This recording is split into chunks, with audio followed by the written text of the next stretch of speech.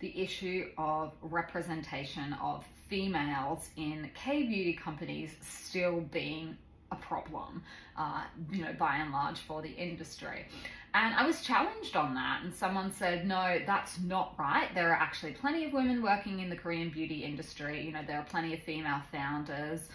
So, you're wrong, basically, is what you were saying. And even if women don't own the company, they're still marketing managers, so you're wrong. And I just wanted to have a discussion about this because I just don't think that it is that simple. It might actually help to take a look at some of the statistics. So The Economist published a report last year, as they have done for, I believe, the last 10 years or more than 10 years. And what they said was that South Korea remains at the very bottom of the glass ceiling index that measures the role and influence of women in the workforce.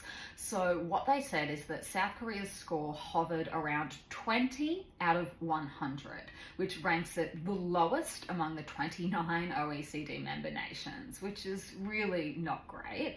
And this is the 10th year in a row that Korea has ranked dead last on the list since The Economist began compiling the index in 2013. I know that there are more women starting companies, and there are a lot of small businesses that are led by females. I know that there are women that work in the Korean beauty industry, but that wasn't really my point. My point was representation at the board and CEO level. Now, even the Korea Times published an article where it says that companies that do have female representation on the board in Korea, it appears that they have included a female member purely because it is mandatory and not because they feel it is truly necessary. To illustrate my point, in 2021, AmorePacific had 8,117 female workers, which accounted for 74.8% of its total workforce. So that sounds very, very promising, 74.8%. But guess how many board members they had who were female in that same year?